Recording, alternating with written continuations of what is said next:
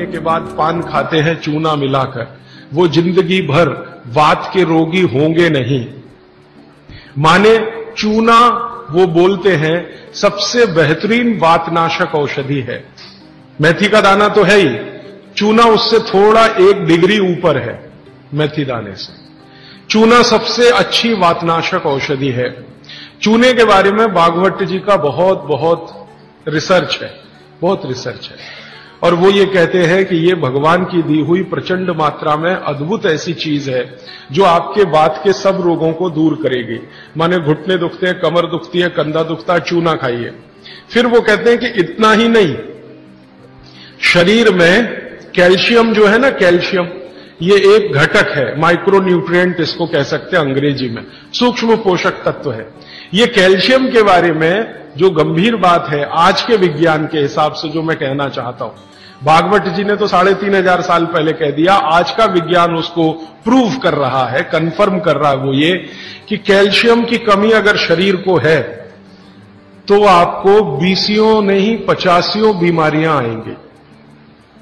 Calcium की कमी अगर है शरीर को तो 50 बीमारियां आएंगी। क्या क्या आ सकता है? हर तरह का दर्द आपको होगा, हर तरह का, मांसपेशियों का दर्द, हड्डियों का दर्द, सब तरह का। हड्डियों की जितनी विकृतियां हैं वो सब कैल्शियम की कमी से आएंगे। हड्डियों के जितने रोग हैं वो सब कैल्शियम की कमी से आएंगे।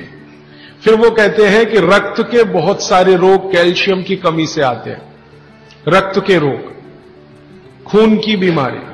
फिर वो कहते हैं कि बहुत सारे कफ के रोग कैल्शियम की कमी से आते हैं। तो कैल्शियम कम नहीं होने देना चाहिए। जो विज्ञान आज का कहता है, आधुनिक विज्ञान ये कहता है कि कैल्शियम वो माइक्रो न्यूट्रिएंट है, वो सूक्ष्म पोषक तत्व है जिसके शरीर में रहने पर ही दूसरे सूक्ष्म पोषक तत्व उपयोगी होते हैं। ये 12-15 साल का रिसर्च है, एक वाक्य में मैंने खत्म कर दिया। कैल्शियम की उपस्थिति में ही बाकी सभी सूक्ष्म पोषक तत्व उपयोगी होते हैं। इसका मतलब यह है कि अगर आपको शरीर में विटामिन सी का असर देखना है तो कैल्शियम चाहिए, विटामिन ए का असर देखना है तो कैल्शियम चाहिए, विटामिन बी का असर देखना है तो कैल्शियम चाहिए, अगर विटामिन डी का असर देखना है तो भी कैल्शियम चाहिए, विटामिन के का असर देखना है तो भी कैल्शियम चाहिए, प्रोटीन अच्छे से आपके शरीर को काम में आए तो कैल्शियम चाहिए, कार्बोहाइड्रेट्स ठीक से आपके शरीर को मदद करे तो कैल्शियम चाहिए, फैट्स आपके शरीर में डिसॉल्व होते रहें और जहां जरूरत है वहां लुब्रिकेशन में मदद करते रहे तो कैल्शियम चाहिए। माने समझ लीजिए कि कैल्शियम अगर नहीं है तो शरीर में सब कुछ बीमारियां आने ही वाली है। इसलिए कैल्शियम की उपलब्धता शरीर को होनी ही चाहिए। अब इसके बारे में भागवत जी कहते हैं, आधुनिक विज्ञान ने अभी प्रूव किया, भागवत जी पहले ही कह गए कि हमारे शरीर की 40 वर्ष की उम्र तक, 40 से 45 वर्ष की उम्र तक जो कुछ भी हम खा रहे हैं इसी में से हमको कैल्शियम मिलता रहता है। सबसे ज्यादा कैल्शियम आप जानते हैं दूध में है, दूध, फिर दूध के बाद दही, दही के बाद मट्ठा, मट्ठे के बाद मक्खन, मक्खन के बाद घी, इन सब में भरपूर कैल्शियम है। फिर आपने खाया संतरा, मौसम्मी, नारंगी, अंगूर, द्राक्ष, जो भी खट्टे फल, आम वगैरह वगैरह, सब में कैल्शियम भरपूर मात्रा में है। फिर सबसे ज्यादा कैल्शियम फलों में माना जाता केले में है। केला भरपूर खाना चाहिए क्योंकि कैल्शियम का सबसे बड़ा भंडार है और आसानी से हजम होता है। तो ऐसे जो फल हैं इनका जो कैल्शियम है ये 40-45 साल तक हमें आसानी से मिलता रहता है, क्योंकि शरीर की जो बायोकेमिस्ट्री है 40-45 साल तक एकदम दुरुस्त और तंदुरुस्त रहती है। जठर अग्नि भी तीव्र रहती है, बाकी सब फंक्शन ठीक है। लेकिन जैसे ही 45 की उम्र खत्म होती है, माताओं को ये बात विशेष रूप से कह रहा हूं, बहनों को, माताओं को, जैसे ही आपकी 45 की उम्र पूरी होती है और आपका मेंसेस साइकिल बंद होता है, मासिक धर्म आपका बंद होता है, उसी समय आपको कैल्शियम हजम होना कम होना शुरू होता है। आप कितना भी ये सब चीजें खाएं, केला भी खाएं, ये भी खाएं, लेकिन कैल्शियम उतना पूर्ति नहीं करता, क्योंकि कैल्शियम को शरीर में डाइजेस्ट कराने वाला जो हार्मोन है वो तभी तक आपको है जब तक आपकी मासिक चक्र की शुरुआत है। मासिक चक्र बंद होते ही ये हार्मोन कम होता है। आप जानते हैं कई हार्मोन्स कम हो जाते हैं, तो कैल्शियम डाइजेस्ट होना बहुत मुश्किल होता है। तब आपको जरूरत पड़ती है कि बाहर से कैल्शियम लें।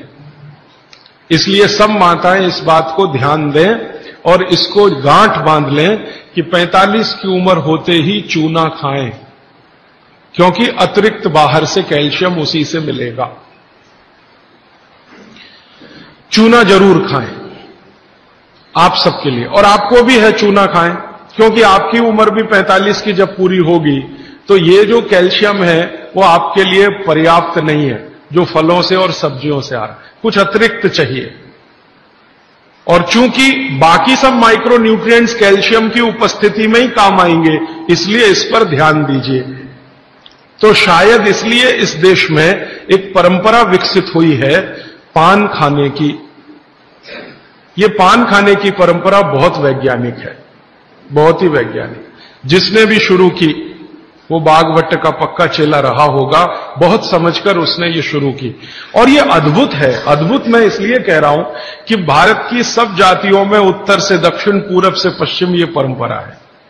कहीं भी चले जाओ, आप सिक्किम में चले जाओ, अरुणाचल में चले जाओ, वो भी पान खाते हैं। और आप धुर दक्षिण में आ जाओ तो यहां भी है, उत्तर में चले जाओ, कहीं भी चले जाओ। तो ये पान खाना भारतीय सभ्यता का एक बहुत महत्वपूर्ण अंग है जो स्वास्थ्य से जुड़ा हुआ है। बस ध्यान इतना ही रखिए कि पान जो है चूने का ही खाना है। पान जो है चूने का ही खाना है। पान कभी भी कत्थे वाला ना खाएं, क्योंकि कत्था आपके लिए उतना उपयोगी नहीं है। कत्था स्वाद के लिए आप उपयोग करते हैं, चूना औषधि के लिए उपयोग करते हैं। ये बात मैं एक बार पहले भी कह चुका हूं, आज फिर से इसलिए कह रहा हूं कि कुछ नए चेहरे मैं देख रहा हूं। तो आपके रसोई में मेथी दाना हो गया, चूना हो गया, पान हो गया, फिर पान के बाद आपको जीरा, हींग वगैरह वगैरह, अजवाइन, ये सब हो गई। ऐसी कुल 108 औषधियां हैं। गरीब से गरीब आदमी की रसोई में ये औषधियां हैं, इनका भरपूर उपयोग करिए। एक औषधि के बारे में बागवट जी कहते हैं और भी महत्व की है, दालचीनी। दालचीनी के बारे में बागवट जी कह रहे हैं कि वायु के जितने भी प्रकोप हैं, जैसे दमा, अस्थमा, ये वायु की बीमारियां, अस्थमा, दमा, वात की बीमारियां वायु की, तो इनको खत्म करने में या समाप्त करने में या इन बीमारियों को ठीक करने में बड़ी मदद करता है दालचीनी। और दालचीनी के बारे में बागवट जी कहते हैं कि ये दमा, अस्थमा, इनको तो खत्म करेगा ही, वात के सब रोगों को खत्म करेगा, कफ के रोगों को भी खत्म करता है। कफ के रोग आप समझते हैं, खांसी है, सर्दी है, जुकाम है, मोटापा है, वजन बढ़ना, ये सब कफ के रोग हैं। तो इनमें भी दमा जैसी बीमारियों जितना असर है दमा पे, उतना ही इस पर भी है, कफ की। तो दालचीनी का भी उपयोग आप कर सकते हैं आपकी बीमारी के हिसाब से। दालचीनी आप सब जानते हैं, आसानी से आपको पहचान में भी आती है। बस उसका उपयोग करते समय ध्यान रखें कि ये ज्यादा उपयोगी है पाउडर के रूप में। कई बार मैंने देखा है भोजन बनाते समय हम दालचीनी का पत्ता डाल देते हैं या उसकी वो जो छाल जैसी है वो डाल, वो उतना उपयोग नहीं आता जितना पाउडर करके वो उपयोग में आता है। और दालचीनी के बारे में बागवट जी कहते हैं कि इसको अगर उपयोग कर रहे हैं तो आप गुड़ के साथ इसको खूब घिसिए, रगड़िए, ऐसे ऐसे ऐसे ऐसे खूब अच्छे से गुड़ मिले, फिर खाइए, फिर पीछे से थोड़ा गर्म पानी पीजिए, अद्भुत परिणाम। और अगर आप शहद ले सकते हैं तो शहद के साथ तो इसका मर्दन एक शब्द उन्होंने इस्तेमाल किया, मर्दन माने घिसना, रगड़ना। तो वो कहते हैं कि खूब रगड़ करके, मर्दन करके शहद में ऐसे ऐसे ऐसे ऐसे 5-7 मिनट, फिर चाटिए और थोड़ा हल्का गुनगुना पानी पीजिए, तो आपके शरीर के कम से कम तो 50 रोग ये अकेला दालचीनी खत्म कर देगा, कम से कम 50। कफ के रोग और वात के रोग,